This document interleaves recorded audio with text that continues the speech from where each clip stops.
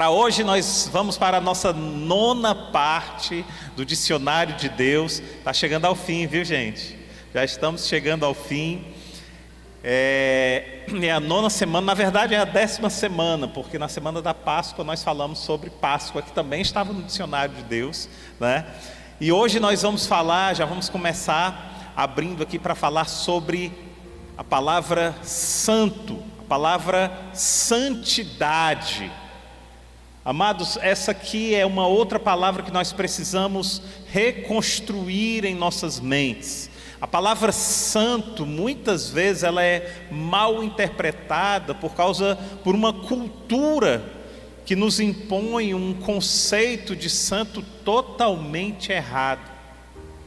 Pela cultura, e em especial pela cultura religiosa romana, existe uma lista muito restrita de santos, em que somente aquelas pessoas ali são consideradas santas por terem sido destaque naquilo que fizeram. Elas são veneradas pela igreja e são chamadas de santas, quando na verdade não é isso que a Bíblia diz, e muito pelo contrário, a lista não é tão restrita assim. Nós vamos falar sobre isso. E aliás, eu preciso dizer para vocês que esse conceito em que nós carregamos, dessa cultura religiosa romana, é um conceito completamente errado do ponto de vista bíblico, completamente errado e muito distante, inclusive, do que a Bíblia fala sobre santo. E hoje, Deus está nos dando a oportunidade de alinhar essa palavra, a palavra santo, ao nosso coração, do coração de Deus, do que Deus pensa, do que Deus fala o que é santo, para aquilo que nós precisamos entender o que é santo e o que é santidade. Amém? Santo é uma palavra que ela tem uma etimologia bem interessante. Partindo do grego e esmiuçando a etimologia de santo, você tem o cade, que significa cortar, separar em partes. Aí você tem o kadash, que é santificar e consagrar. Você tem o kodesh, que é o que eles chamavam de santidade. E você tem o kadosh, que é o que eles chamam de santo e separado. Então, no grego, o radical de construção da palavra santo, ele tem essas características, mas também significa disposto, maduro, completo e adulto. Todas essas palavras eram utilizadas no hebraico e no grego, que eles tinham também uma palavrinha que eles utilizavam para santo, que era o teleios. Tá? Então, quando você aprende isso e quando você começa a meditar sobre isso, você já começa a confrontar com o que é dito no mundo. E aí você vai para 1 Tessalonicenses capítulo 5, verso 23, que diz assim: o próprio Deus da paz os santifique por completo, que todo o espírito, a alma e o corpo de vocês sejam preservados irrepreensíveis na vinda do nosso Senhor Jesus Cristo. Preste atenção que isso aqui vai ser muito importante quando a gente for falar do nosso segundo tema hoje. A segunda palavra que nós vamos falar hoje é sobre salvação, mas preste atenção, 1 Tessalonicenses é um livro do Novo Testamento. Então é um livro, é uma carta que Paulo escreveu para a igreja de Tessalônica. E quando Paulo escreve essa carta, Jesus já tinha vindo, Jesus já tinha morrido. Então ele diz algo interessante, ele diz assim: olha, que todo o espírito, a alma e o corpo de vocês sejam preservados irrepreensíveis na vinda do nosso Senhor Jesus Cristo. Jesus já tinha vindo, Jesus já tinha morrido, Jesus já tinha ressuscitado e Jesus já tinha sido assunto aos céus. Tá? Então ele diz assim: na vinda de Jesus vocês estejam irrepreensíveis. Então já posso deduzir aqui, aliás, não é nem deduzir, a Bíblia deixa claro que haverá uma segunda vinda. Isso vai ser importantíssimo para a gente entender quando a gente chegar na parte de salvação. Mas aqui a gente está falando na parte ainda de santificação, na parte de santo. Quando Paulo diz, olha, que o próprio Deus da paz os santifique por completo. Então, querido, quando a Bíblia conceitua santo, ela está convocando uma pessoa a ser disposta a ser madura, a ser completa e a ser adulta em Deus. Ela está convocando uma pessoa a ser separada do mundo e unida a Cristo. Isso diz respeito a todos os cristãos, a mim e a você. A palavra santo, ela não pode ser apoderada e apropriada para uma mínima camada de pessoas que foram separadas, que são exemplo, que foram pessoas que se tornaram exemplo para nós, mas que não podem carregar esse título única e exclusivamente. Não podem. Isso é você desvirtuar o que a própria palavra diz e o que o próprio Deus conceitua sobre santo. E a Bíblia tem vários e vários exemplos de que santos são todos aqueles que estão vivendo na igreja. Isso é de extrema importância, querido. Aliás, Paulo, quando começa praticamente todas as suas cartas, se você pegar Romanos capítulo 1, Filipenses capítulo 1, Efésios capítulo 1, você vai ver que Paulo sempre fala dos membros da igreja como santos. Nós vamos ver aqui isso. Romanos capítulo 1, verso 7, Paulo diz assim: a todos os que estáis em Roma, amados de Deus, chamados santos, graça e paz de Deus nosso Pai e do nosso Senhor Jesus Cristo. Ele está falando com quem? Paulo está escrevendo uma carta para os membros da igreja, e ele diz assim, amados de Deus, chamados santos. Percebe como existe uma distorção do que a gente aprendeu sobre o que é santo? Uma distorção grande. 1 Coríntios capítulo 1, verso 2, Paulo diz assim: a igreja de Deus que está em Corinto, aos santificados em Cristo Jesus, chamados santos, com todos os que em todo lugar invocam o nome do Senhor Jesus Cristo, Senhor deles e nosso. Paulo não faz uma distinção de uma mínima camada, de um que vem de 100 anos, não. 2 Coríntios capítulo 1, verso 1, diz assim: Paulo, apóstolo de Jesus Cristo pela vontade de Deus, e o irmão Timóteo, a igreja de Deus que está em Corinto, com todos os santos que estão em toda a Acaia. Colossenses capítulo 1, verso 2, aos santos irmãos fiéis em Cristo, que estão em Colossos, graças a vós e paz da parte de Deus nosso Pai e do Senhor Jesus Cristo. Carta que Paulo escreve aos moradores de Éfeso, lá em Efésios capítulo 1, verso 1, ele começa a carta dizendo assim: Paulo, apóstolo de Jesus Cristo, pela vontade de Deus, aos santos que estão em Éfeso e fiéis em Cristo Jesus. Ele começa a carta para o pessoal de Filipos do mesmo jeito. Filipenses capítulo 1, verso 1, Paulo diz assim: Paulo e Timóteo, servos de Jesus Cristo, e a todos os santos em Cristo Jesus que estão em Filipos, com os bispos e diáconos. Vocês percebem? Percebem que é preciso um alinhamento do que Deus pensa do que é santo, do que a Bíblia fala do que é santo, para o que a gente entende do que é santo? Uma distância enorme. Por quê? Porque fomos educados. Ei, não, você precisa se prostrar diante de um santo. Ei, os santos estão aqui, sentados. Os santos somos nós. Quando Paulo escreve para a igreja, ele diz: ei, a todos os santos, ele está dizendo: ei, vocês, não se exclua disso, querido. O diabo quer que você se exclua daquilo que Deus conceitua sobre você.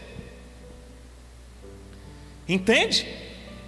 Deus tem um conceito para você. Sabe qual é o conceito que Deus tem para você?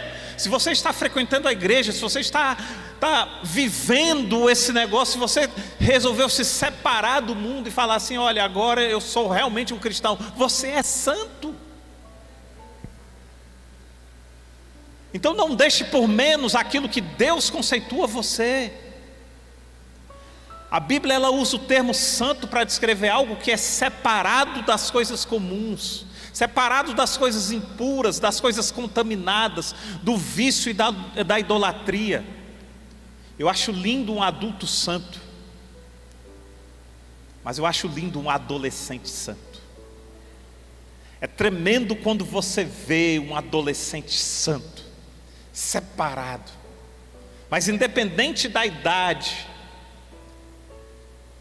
É lindo quando você vê uma pessoa santa, uma pessoa separada, uma pessoa em que o mundo faz os convites e ela diz: eu não preciso disso. Em que o mundo chega e diz assim: ei, eu tenho uma droga louca, cara, que você vai fazer uma viagem maravilhosa. Ela diz: eu não preciso disso. Isso é liberdade. Liberdade não é você ir para onde você quer, liberdade é você negar para onde você não precisa ir. Estão ensinando aos jovens que eles precisam ir para todos os locais para eles serem livres. Ei, liberdade não é isso. Liberdade é você dizer não quando você percebe que aquele local não é bom para você. Isso sim é liberdade. E quando você se santifica, quando você se torna santo, você então, Deus lhe dá o poder de dizer: ei, não, eu não preciso disso. Por isso que Paulo diz: aquele que roubava, não roube mais. Aquele que mentia, não minta mais. Por quê? Porque você agora, você está se santificando.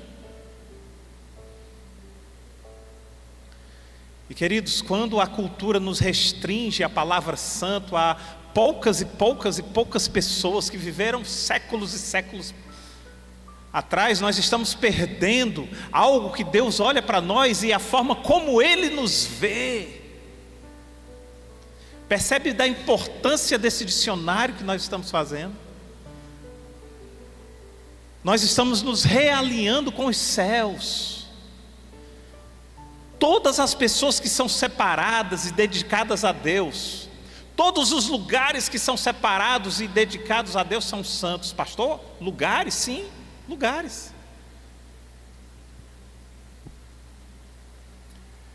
Eu sou santo porque eu sou separado e dedicado a Deus. Minha esposa é santa porque é separada e dedicada a Deus. Meu filho é santo porque é separado e dedicado a Deus. A minha casa é santa porque ela é separada e dedicada a Deus. Por isso, querido, que quando Deus atrai Moisés e Moisés vai chegando, Deus diz assim: ei, tira as sandálias porque este lugar é santo. Percebe? Este lugar aqui é santo, por quê? Porque ele é separado e é dedicado a Deus. Meu coração é santo, porque ele é separado e é dedicado a Deus. E eu queria que você refletisse sobre o seu coração, sobre você, sobre a sua vida e sobre a sua casa. Se há algo ao seu redor que não é santo, que não é santificado, querido, é hora de santificar. Não é tarde, nunca é tarde. Às vezes a gente pensa: puxa, mas eu já estou velho, puxa, mas já se passou tanto tempo, eu não tenho forças. Ei, aquele ladrão preso na cruz, ele só precisou reconhecer Jesus como Senhor e Salvador. Ele não precisou mais nada. Ele não disse: agora é tarde, agora eu já vou morrer, daqui a alguns minutos eu estarei morto. Eu não posso sair daqui, eu não posso refazer nada do que eu fiz. Jesus diz: é verdade, mas você fez aquilo que deveria ser feito, me reconhecer como Senhor e Salvador.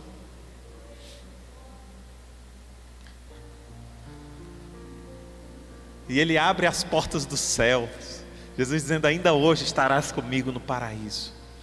Nunca é tarde para você corrigir um erro. Se você tem 10 anos de casado, 15 anos de casado, e a sua casa nunca foi ungida, nunca foi separada, é hora de ungir, é hora de separar. Se você nunca pegou o seu filho e ungiu o seu filho e abençoou o seu filho, é hora. Pastor, mas o meu filho já tem 30 anos. é hora. É hora.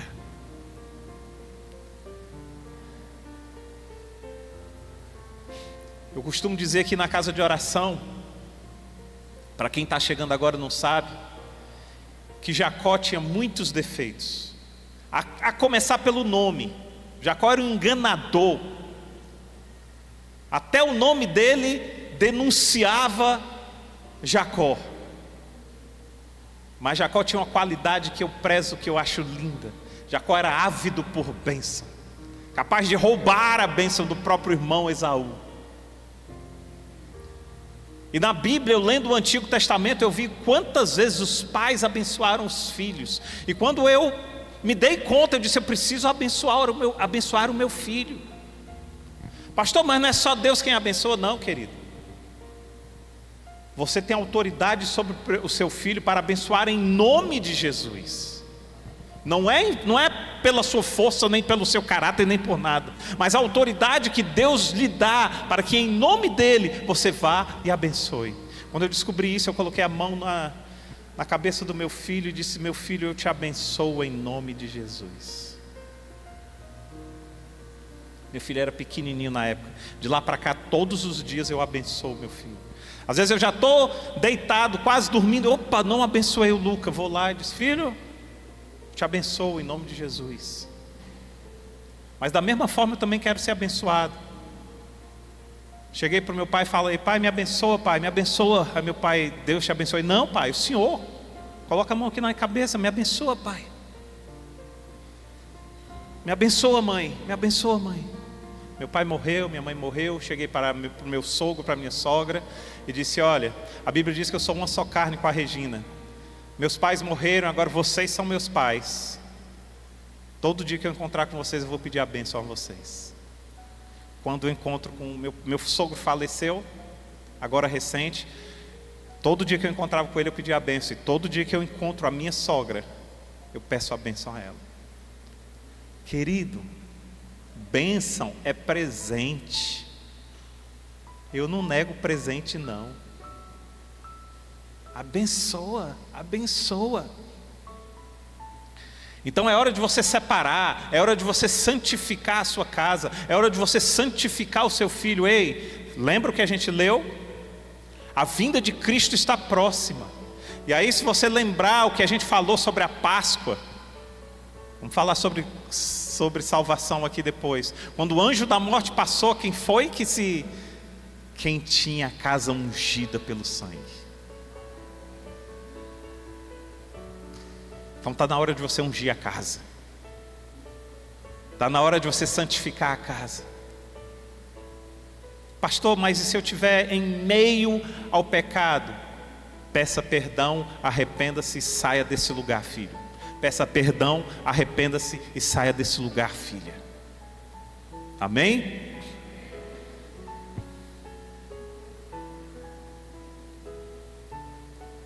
Deus diz lá em Levíticos, capítulo 11, verso 44: eu sou o Senhor que os tirou da terra do Egito para ser o seu Deus. Por isso sejam santos, porque eu sou santo.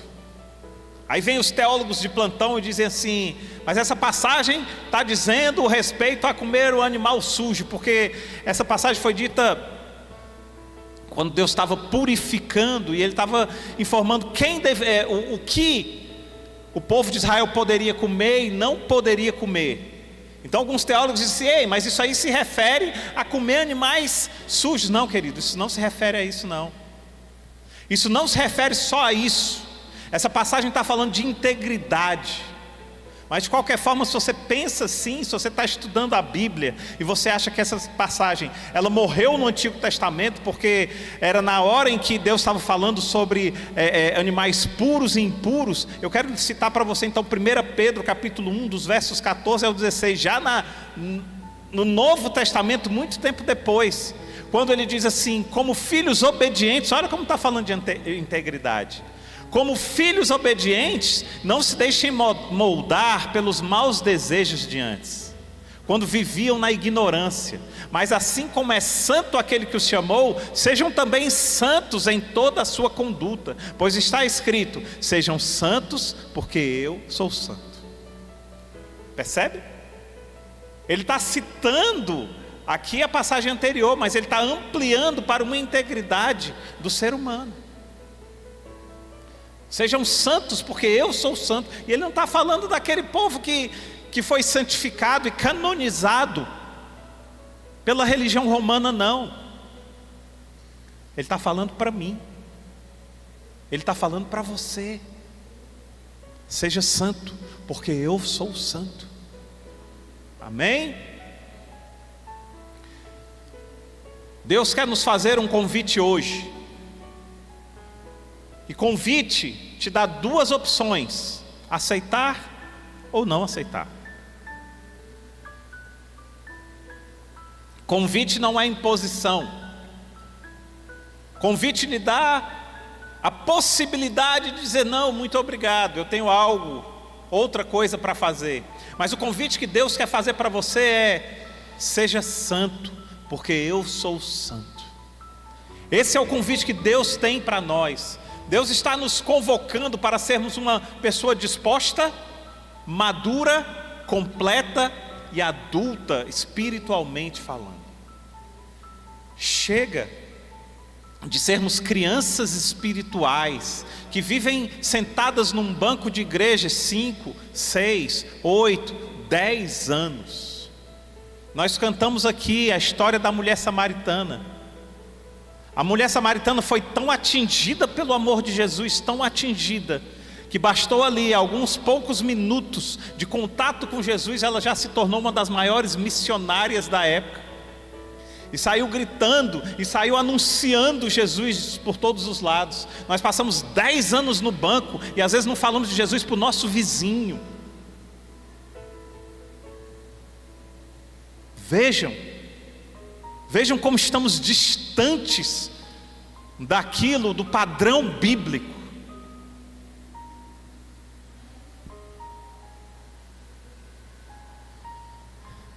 Então Deus está nos convocando para ser uma pessoa disposta, madura, completa e adulta. Disposta. Quanto você tem se disposto para ser verdadeiramente cristão? Se Deus colocasse em você um termômetro que medisse a porcentagem de cristianismo em você, quanto você teria de cristão, quanto você teria de não cristão? 30%? 40%? 50% de cristão? Deus não aceita menos do que 100%.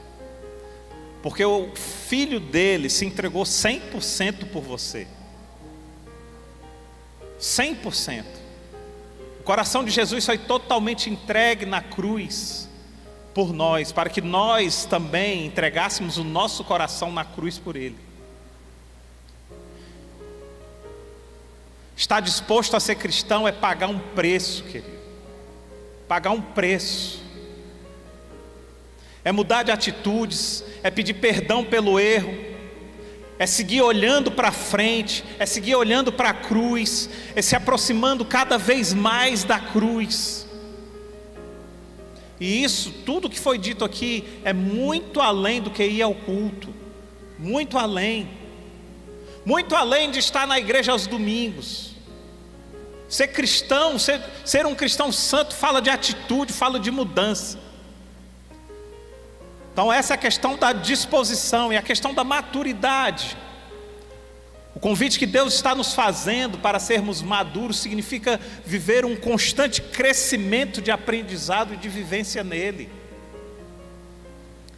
Quantos cristãos hoje estão estagnados? Simplesmente deixaram de crescer em Cristo, estão vivendo parados espiritualmente, apoiados por um passado, apoiados por um primeiro amor, apoiados por uma primeira experiência, um amor antigo, um amor que foi aceso lá no passado, mas que hoje não é nem mais uma fagulha. Não, queridos, Maturidade é você estar acendendo fogo cada vez mais, cada vez mais. Maturidade tem a ver com o quanto você vivenciou suas experiências em Deus, mas o quanto você ainda vivencia hoje. Porque maturidade não é um termo estático. Maturidade é um termo que ele continua a crescer em todo o tempo.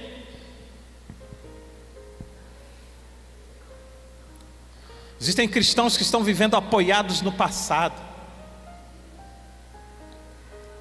Vivenciar experiências em Deus tem que ser constante.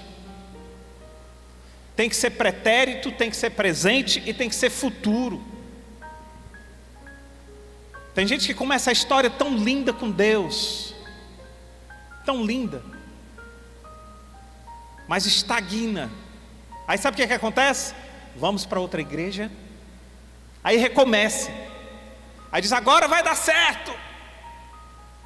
Agora encontrei um pastor legal, agora encontrei algo legal, agora encontrei ninguém que me conhece, eu posso começar tudo de novo. Aí começa. Aí cresce mais um pouquinho, estagna. Aí sabe o que faz? Procura outra igreja. Isso é mais comum do que você pensa. Querido, recomeços são necessários, mas recomeços não são regras. A regra não é de recomeçar, a regra é de manter constância.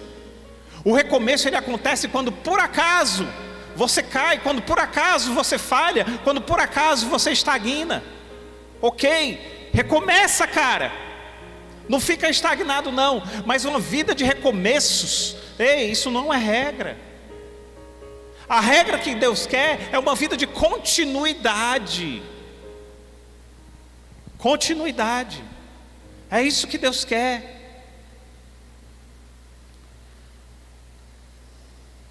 Então fala de uma pessoa disposta, uma pessoa madura e de uma pessoa completa. Deus está nos convidando a ser um cristão santo, um cristão completo nele. Completude tem a ver com a forma como você mantém a chama de Deus acesa. Não adianta acender a chama no domingo e apagar na segunda, acender na quarta e apagar na quinta. Não adianta não. Não adianta. Ser completo nele é manter essa chama, esse fogo em Deus, queimando em você dia e noite, noite e dia. Isso é ser cristão completo. Hoje Deus já me fez um carinho tremendo, maravilhoso. Eu já disse, Senhor, muito obrigado pelo carinho que o Senhor me fez. A gente estava aqui, parou um carro ali na frente, e a gente, quem é esse carro? E aí foi um cara, um Uber que eu peguei na semana passada. Foi passado, retrasado. E eu falei de Cristo para ele. E disse que aqui era a casa de oração, estava esperando por ele. E ele parou o carro bem aqui na frente. Eu disse, cara, você veio visitar? Ele disse, não vim visitar, eu vim levar minha esposa para o hospital. Mas eu quis passar aqui para ver se aqui era onde você tinha falado. Uma semana depois. Aí eu disse, não, mas vocês não vão embora sem oração não. Isso é um carinho que Deus fez para mim.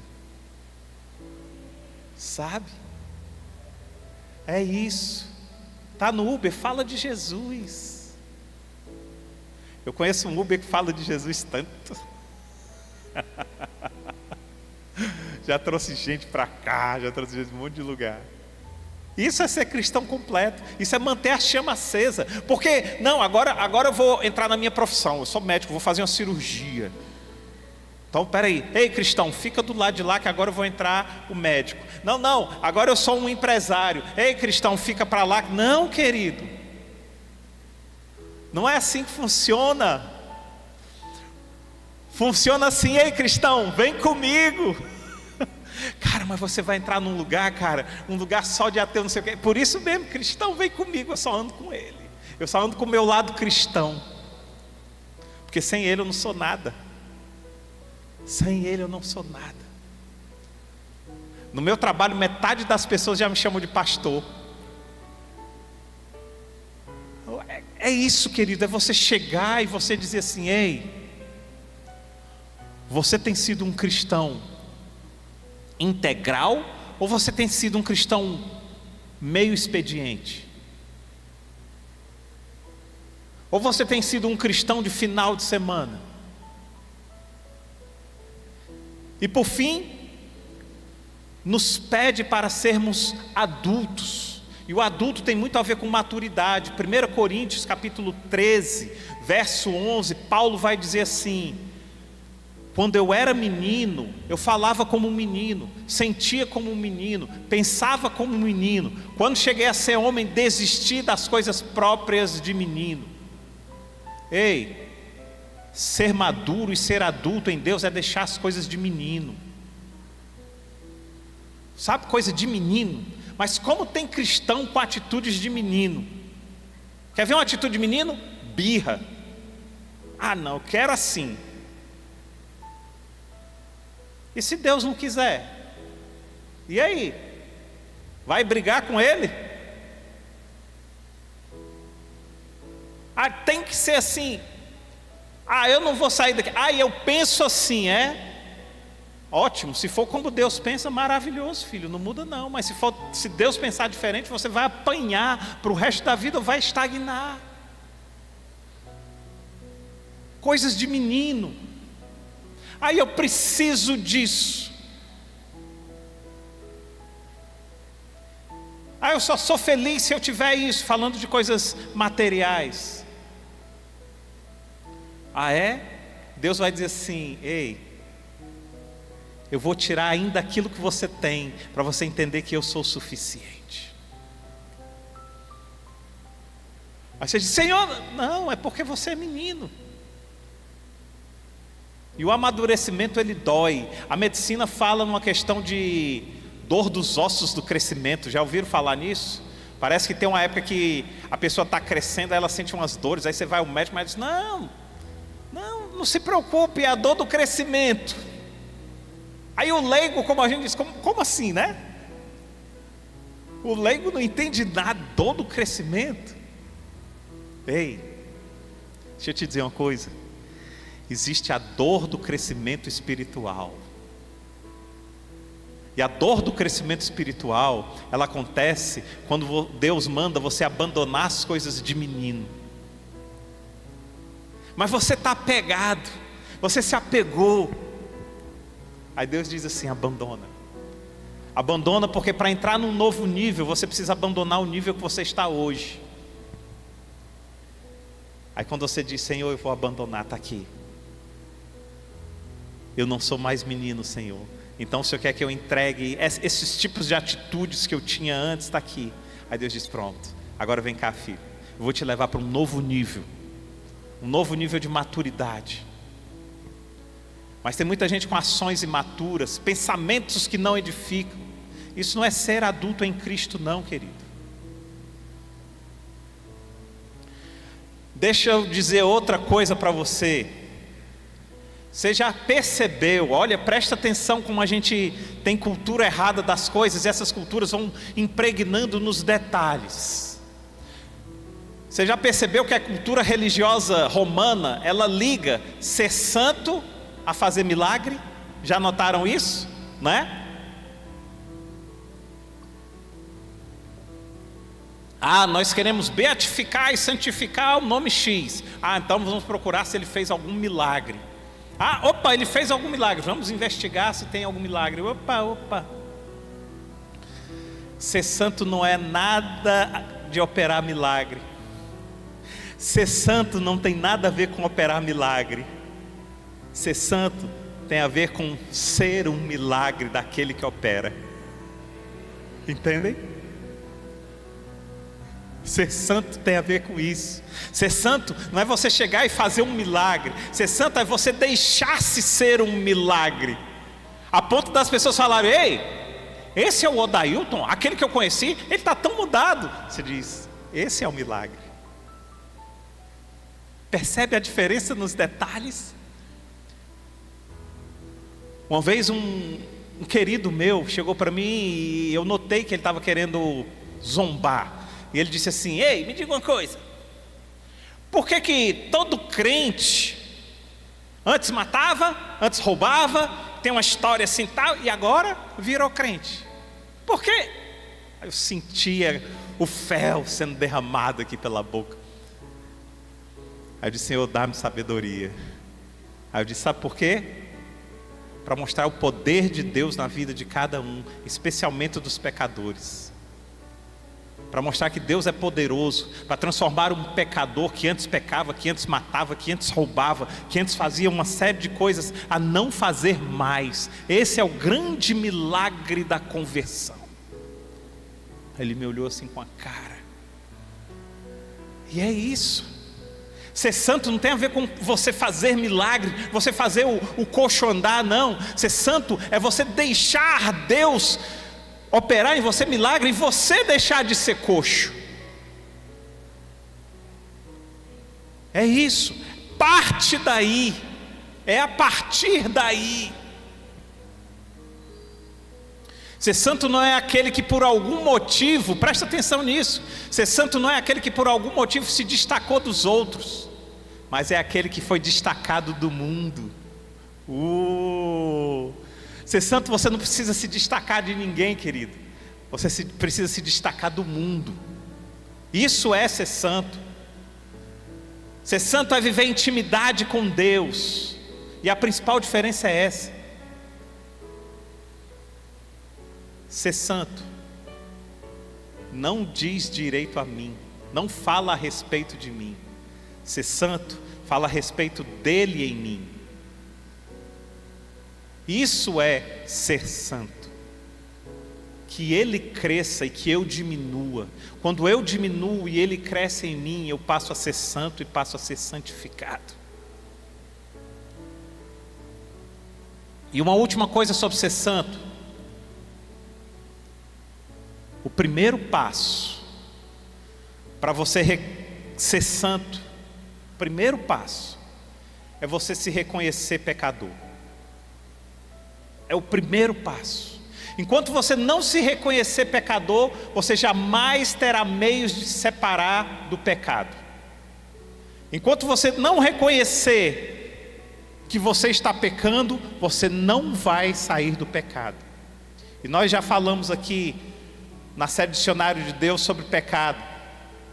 Pecado pela ótica de Deus, ele é muito além de fazer coisa errada. Isso é extremamente importante para nós. Eu vou até repetir, já foi dito isso lá no passado, já na série. Mas pecar pela ótica de Deus é muito além do que fazer algo errado. Você pode estar pecando sem nem perceber. Já viu aquela frase que diz assim: eu não estou fazendo nada, e pode estar pecando. Quer ver um exemplo? Pegar um navio, pagar uma passagem e ir para Tarsis é pecado? Não, pecado nenhum. Não tem pecado nenhum nisso. Mas pegar um navio, pagar uma passagem e ir para Tarsis é pecado quando Deus manda você estar em Nínive. Percebe que o pecado ele é mais do que a gente pensa? Matar é pecado? Pastor, matar está nos 10 mandamentos, não matarás. Perfeito. Mas quando Deus diz assim: vai lá, pega os filisteus, extermina os filisteus e não deixe que sobre nada, matar é pecado? Não. Pecado é não matar. Pecado é deixar vivo. Vocês não vão sair matando aqui não. Se for para matar, que você mate o seu pecado que está dentro de você. Se for para matar, que você mate os seus pensamentos que não edificam. Quero deixar isso bem claro, tá? Mas quando Deus olha e diz assim: ei, vai lá nos filisteus, guerreia com eles, mata eles e não deixa nada. Matar é pecado? Não. Pecado passa a ser não matar. Então qual é a conclusão que a gente chega? Pecado é muito além de fazer a coisa errada. Pecado é fazer aquilo que Deus não quer que você faça. Ou pecado é não fazer aquilo que Deus quer que você faça. Quando a nuvem se levanta, se você não se levantar, você passa a ser um pecador, automaticamente. Mas quando a nuvem baixa, se você continuar andando, Deus diz: ei, não comece a pecar agora, porque a nuvem baixou. Então qual é o parâmetro do pecado? É a nuvem da glória. O parâmetro do pecado é a nuvem do discernimento da glória. Há tempo para tudo abaixo dos céus e da terra. Cada um de nós está vivendo um tempo em Deus, em que se você sair desse tempo, querido, você já pecou, você já está pecando. É muito mais profundo do que a gente pensa. Então ser santo é você estar dentro do querer de Deus.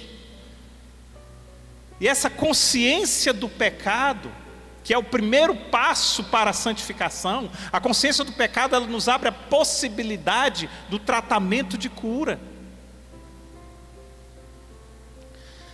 Sede santos, porque eu sou santo. Então até aqui, Deus nos mostrou o que a palavra santo significa verdadeiramente. Eu espero que você tenha compreendido e que você tenha se identificado, porque eu mesmo sou uma pessoa que venho de uma cultura muito forte, religiosa romana. Eu tinha santos no meu quarto. E quando eu me converti, eu passei pela dor do crescimento. Porque assim que eu me converti, sabe o que aconteceu? Eu disse assim: ei, peraí, eu me converti, eu estou feliz em me converter, mas eu vou deixar os santos aqui só por uma questão de segurança. Sabe? Que aí eu estou com um novo Deus aqui, mas os bichinhos aqui já estão tanto tempo comigo, deixa os meninos aí. Até aqui era só a conversão, mas quando vem o crescimento, quando vem a maturidade, quando vem o discernimento, aí vem a dor do crescimento. Ei, se desfaz daquilo ali. Senhor, mas não está fazendo mal nenhum. Eu não estou pecando, tá? Porque eu estou mandando. A palavra manda que você se desfaça, que você não tenha nenhum tipo de estátua, nenhum tipo de escultura. Então você está pecando, não estou fazendo nada, percebe? Aí vem o discernimento, e aí você desfaz. Quando você desfaz, diz: pronto, agora eu vou te colocar num novo nível. E agora eu vou te colocar num novo nível. Percebem? Ei, eu não sei se é santo, eu não sei se é estátua, eu não sei o que é que te prende a um nível anterior. Peça a Deus que te dê discernimento. E quando Deus te der um discernimento, porque a gente fala de santos e outras coisas, mas cara, tem outras estátuas, tem outras esculturas que estão enraizadas em nós, que são muito piores. Sabe quais? Eu vou dizer uma: orgulho. Peça a Deus discernimento. E quando Deus te mostrar aquilo que está te impedindo de entrar num novo nível, querido, desfaça-se disso. Desfaça-se disso. Abra mão. E aí você vai ver que Deus vai te colocar num outro nível de maturidade. Amém? Salvação. Uau, essa é uma das minhas preferidas. Se é que a gente pode ter preferidas nesse dicionário, né? Salvação. Salvação é outra palavra que nós entendemos errado, que nós não temos profundidade de conhecimento. Salvação. Deixa eu começar contando uma historinha. A Regina diz assim: você não terminou ainda esse dicionário, que você conta muita história. Diz: deixa, eu estou ficando velho, e velho gosta de história. Quando o Luca era pequenininho, nós levamos ele num parque aquático. Não é esses parques aquáticos grandes que tem aí, não. Era um parque aquático pequenininho. E lá tinha uma galinha inflável. Que essa galinha inflável, a criança subia na galinha inflável, aí lá em cima ela descia pelo bico da galinha e caía na piscina. Escorregava, era um escorregador, né?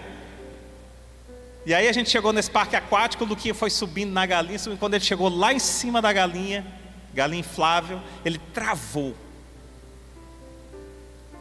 Aí começou a chorar. Aí eu fui lá para baixo, para a piscina, e disse: vem filho, pode vir, papai pega, vem. Ele bem pequenininho, acho que era 2 anos, alguma coisa assim. Não pai, vem filho, pode vir, papai pega. Ele: não, eu disse: filho, pode vir, não. Aí eu saí da piscina, fica aí. Saí da piscina, fui lá numa monitora que tinha lá e disse assim: ei, meu filho está ali e precisa de ajuda, você pode subir lá e pegar ele? Ele disse: não, posso não. Aí eu disse: então eu vou subir. Olha, esse brinquedo é inflável, ele não aguenta o seu peso. Mas eu vou subir. Meu filho está lá, eu estou dizendo para você, meu filho está lá, está precisando da minha ajuda, eu vou subir. Aí ela ficou assim, aí eu fui, né? Imagine o mico, tamanho do mico, eu subindo e o negócio balançando e não aguentava o meu peso e balançando e todas as crianças lá quase caindo e não sei o que e tal. Pai, subi, o parque já tinha parado todo para olhar aquela cena. Aí eu peguei o Luquinha e disse: vai aqui nas costas do papai. Aí o Luquinha foi e eu desci mais pesado ainda do que subi, né? Só faltava a galinha se... não tinha era pena, né? Mas estourar a galinha e desci. Quando eu desci, que eu botei ele no chão e disse: papai, o senhor me salvou. Aí eu disse: filho, papai te salvou. Aí pronto, aí a gente foi tomar um banho de piscina para ele acalmar o coração. Mas não é desse salvamento, não é dessa salvação que eu estou falando. Aqui nós temos muitos pais, aqui nós temos muitas mães que de alguma forma já salvaram seus filhos, né, de perigos, porque para ele aquilo era um perigo terrível. Uma outra vez eu salvei ele de um ataque de um cão. Aí ele disse: pai, aquilo foi motivo de redação. Eu fazia redação sobre isso, passei vários anos fazendo redação. Meu pai me salvou de um cão. Mas a salvação que Deus tem para nós, ela é muito maior. É uma salvação que realmente você está correndo risco. É muito mais real do que estar em cima de uma galinha inflável chorando. É muito mais real do que o ataque de um cão.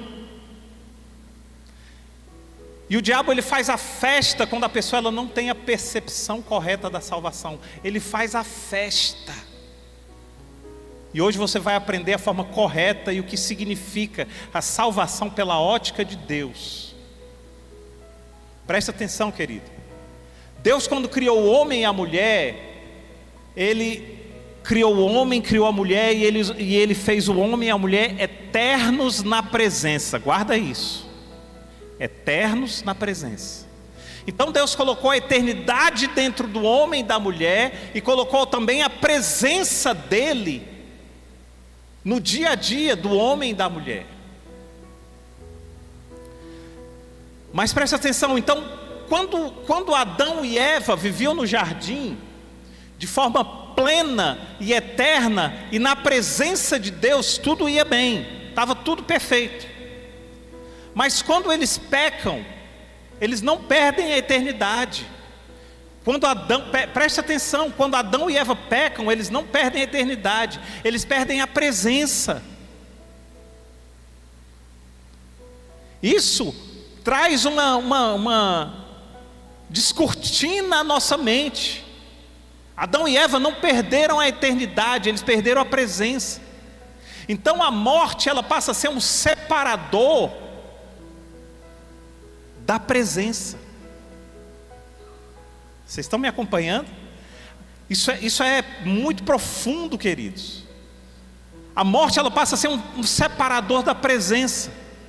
Então esse separador, ela passa a ser um separador entre aqueles que são lavados no Cordeiro e os que não são lavados no Cordeiro. Lembra novamente o nosso culto aqui de Páscoa, que nós falamos sobre o sangue do Cordeiro? As coisas vão se ligando. Está gravado no YouTube. Se você tiver alguma dúvida, pode acessar o YouTube da Casa de Oração, casadeoração.fortaleza, e você vai ver, está lá, culto de Páscoa. Então, o que acontece? Há uma separação entre o homem e Deus. E no culto de Páscoa nós falamos que o anjo da morte, ele iria passar para quem tivesse o sangue do cordeiro aspergido nos umbrais, o anjo ia passar de lado. Mas quem não tivesse, ele ia entrar e ia levar. Lembra que nós lemos no começo que Jesus ia voltar? Pois é. Esse evento ele acontecerá mais uma vez, e mais uma vez o que definirá a ação do anjo da morte será o sangue do cordeiro.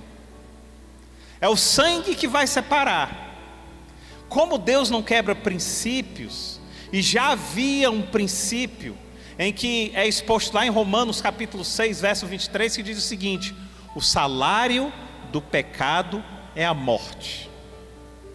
Então, como Deus não quebra princípios, quando o homem peca, o que acontece? É instituída a morte. Então havia um princípio de Deus em que ele não quebraria, porque se quebrasse, Deus não seria justo. Mas havia também um outro fator: Deus não quebra princípios porque é justo, mas Deus ama. E aí o que acontece? O que fazer? Aí começa o plano da salvação.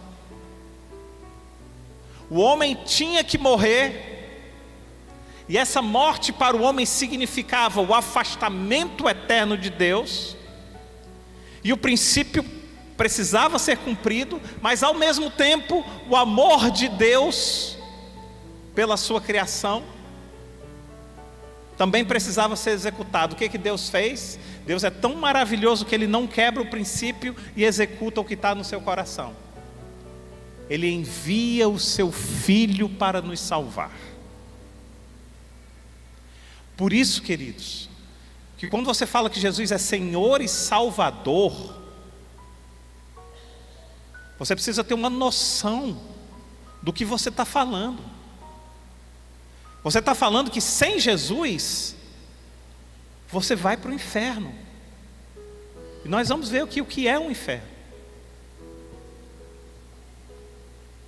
Então começa aí o plano da salvação. Deus estabelece um plano para salvar o homem.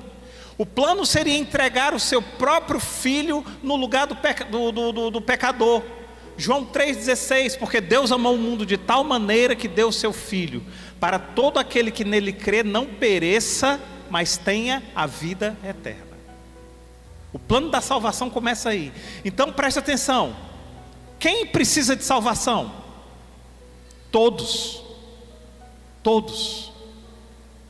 Não tem nenhum que não precise. Romanos capítulo 3, verso 23 diz: pois todos pecaram e estão destituídos da glória de Deus, sendo justificados gratuitamente por sua graça, por meio da redenção que há em Cristo Jesus.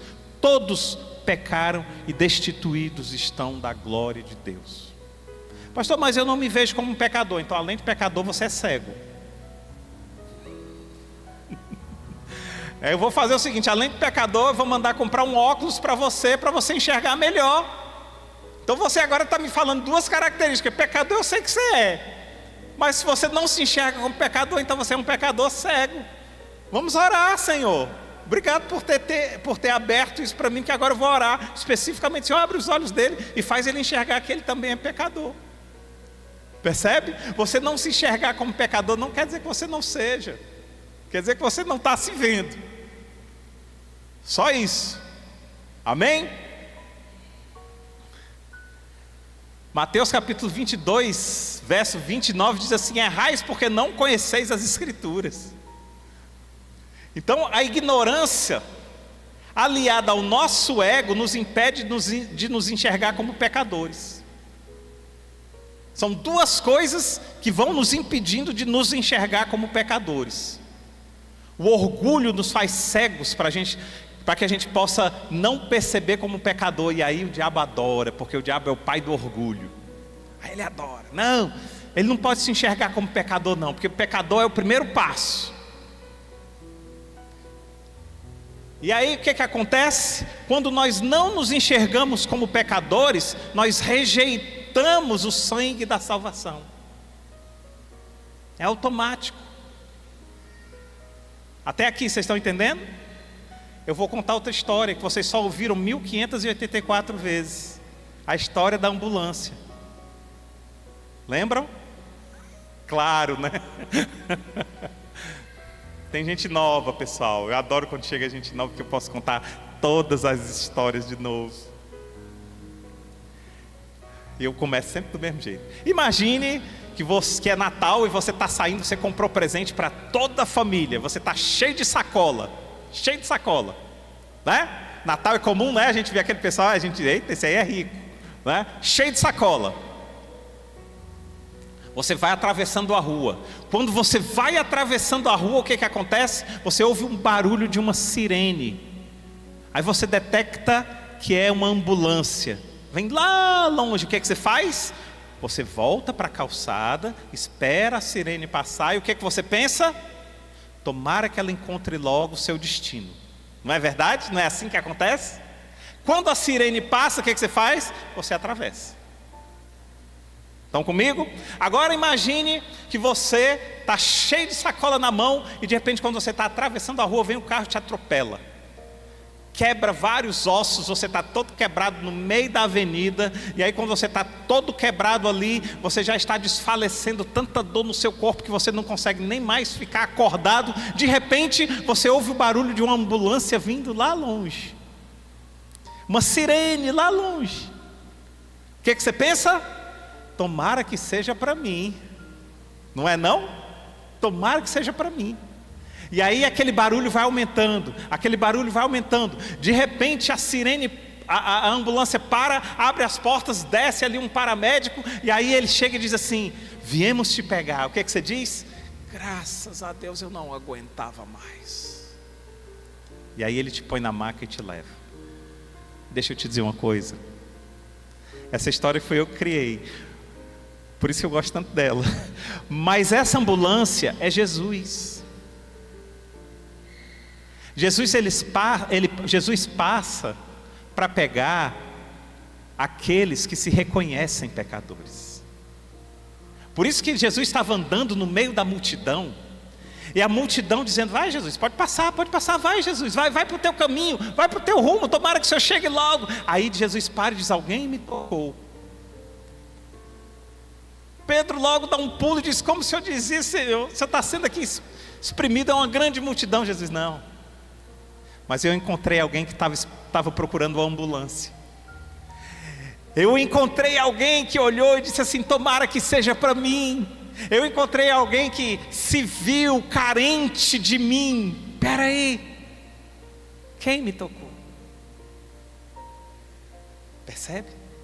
Então, querido, enquanto você não se vê pecador, a ambulância vai passar de lado e vai salvar outro.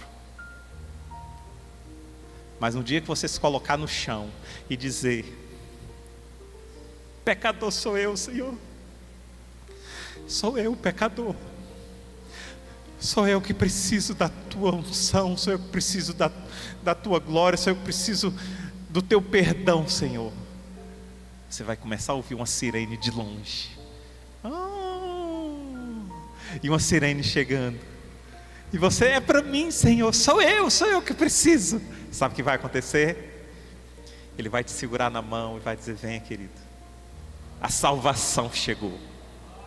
Amém? Daqui para o final do mês eu continuo. Mas presta atenção, querido. Até me perdi aqui. Onde é que eu estava?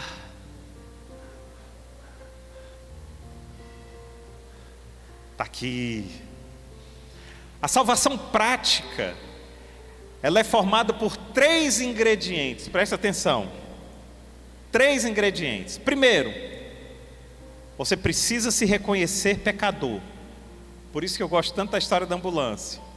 Mas não é só isso. Não é só você se reconhecer pecador. Quando você se reconhece pecador, você dá um grande salto na salvação. Mas ainda não é tudo. Você precisa do segundo passo. Qual é o segundo passo? Você precisa ver Cristo como Salvador. Esse é o segundo passo. Sabe por quê? Porque existem algumas religiões que até fazem você se enxergar pecador, ok, mas falham em apresentar Cristo como Salvador. Muito cuidado com essas religiões. Elas dizem que você mesmo, através das suas boas obras, você mesmo é capaz de vir, evoluir, voltar, evoluir mais um pouquinho, até você atingir a sua plenitude de luz. Cuidado, porque o que eles estão fazendo por baixo dos panos é tirando Jesus da cruz e colocando você como seu próprio Salvador. Por isso que o primeiro passo, você precisa se reconhecer pecador, e o segundo passo, você precisa reconhecer Jesus como seu Salvador.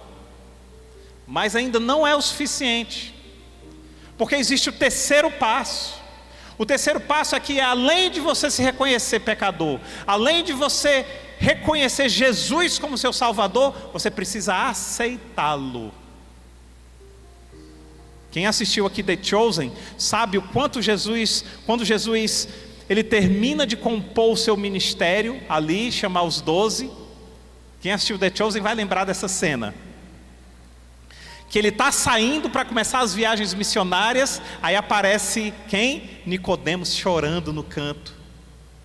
Nicodemos já sabia que era pecador, Nicodemos já via Jesus como Salvador, mas Nicodemos não teve coragem de aceitá-lo e dizer assim: eu largo tudo para ficar contigo.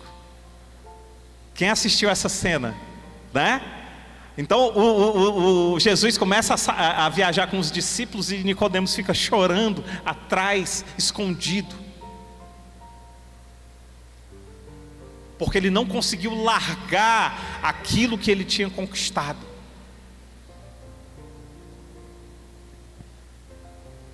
E na prática, muitas vezes, aquilo que a gente entende na prática nos espelha na vida espiritual. Todas as pessoas que fumam hoje, elas sabem que o cigarro faz mal. Presta atenção, olha essa relação. Você precisa se ver pecador, você precisa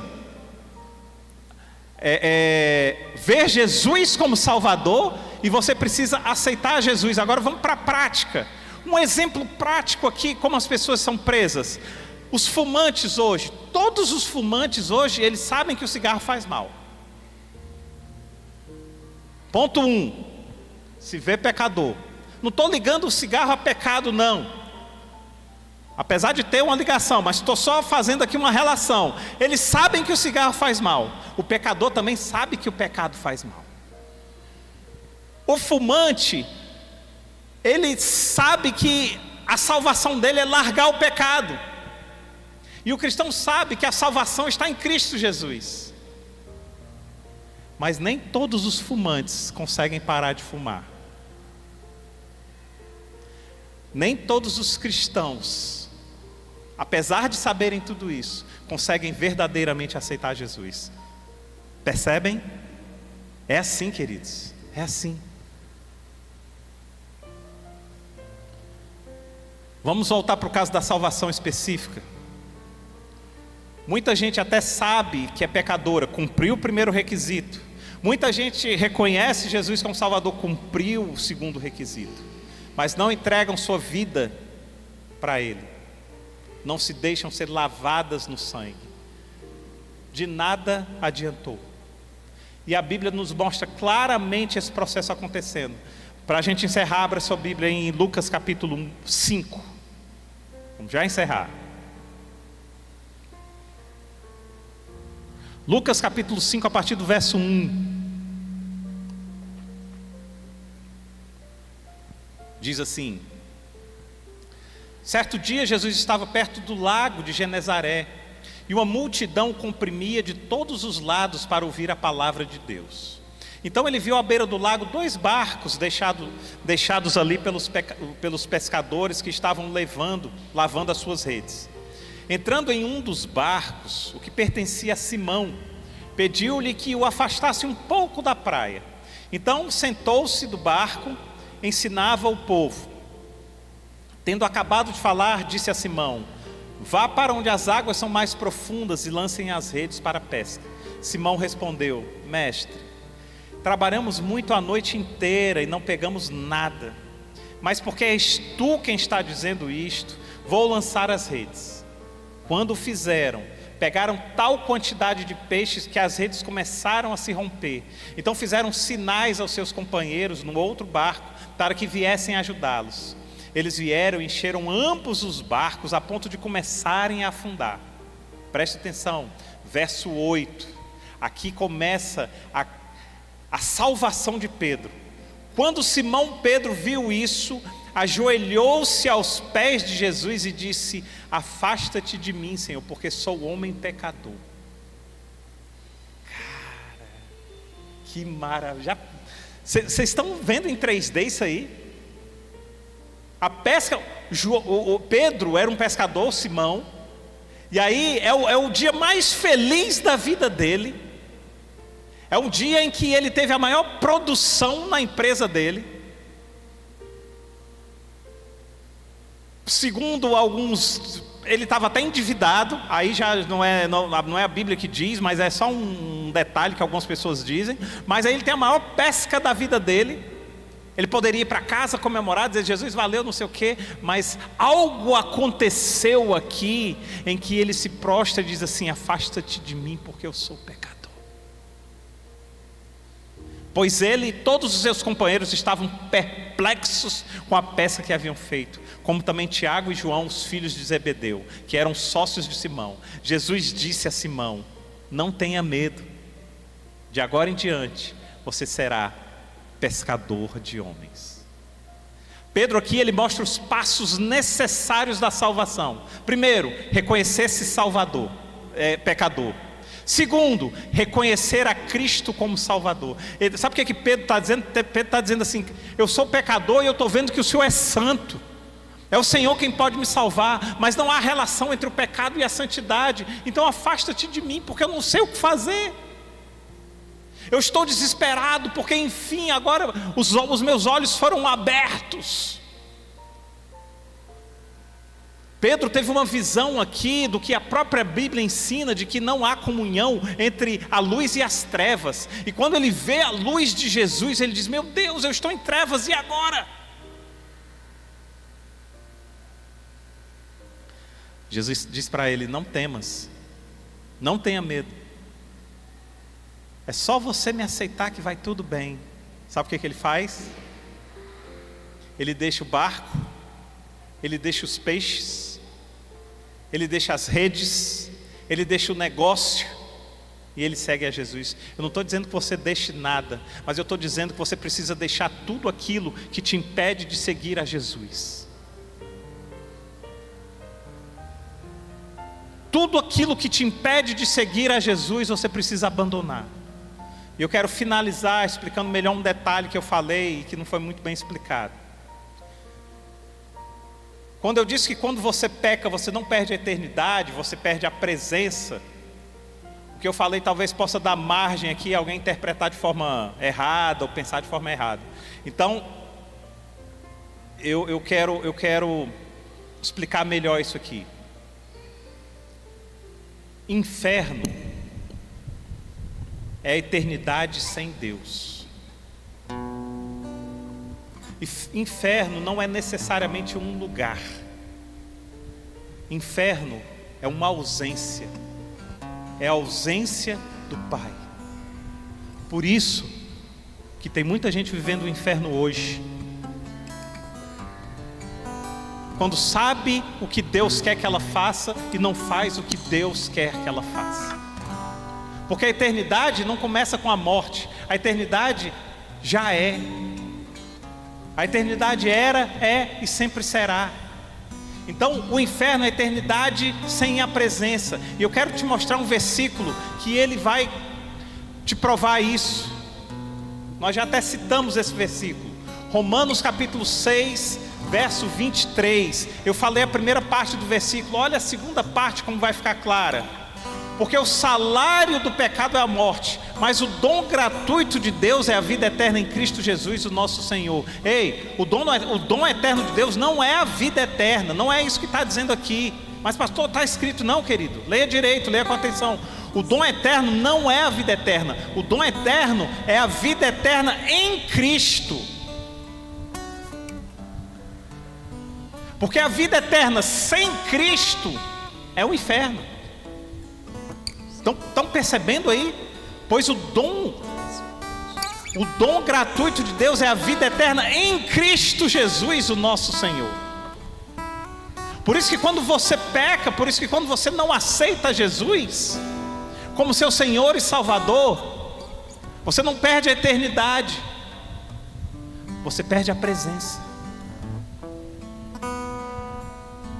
Ei, querido, eu não sei se você está passando por algum tipo de inferno, de algum tipo de deserto, mas quer viver no céu hoje? Quer ir para o céu hoje? Apenas entre na presença. Entre na presença. A presença é o lugar onde é chamado céu. O céu é a presença do Senhor. E Ele te convida para ter uma eternidade na presença dEle. É isso que vai fazer a diferença entre aqueles que aceitaram a Jesus e não aceitaram a Jesus. Quando Jesus está fazendo a oração final dele, Ele ora pelos que iam crer no futuro. Lá em João capítulo 17, verso 24, Ele diz: Pai, quero que os que me deste estejam comigo onde eu estou, e vejam a minha glória, a glória que me deste, porque me amaste antes da criação do mundo. Para finalizar, Jesus já tinha morrido, Jesus já tinha sido assunto aos céus, e de repente os discípulos não sabiam o que fazer. Mas aí Pedro se levanta e Pedro começa a pregar, a primeira pregação da história, que está registrada lá em Atos capítulo 4. E aí Pedro se levanta cheio do Espírito Santo, e Pedro fala algo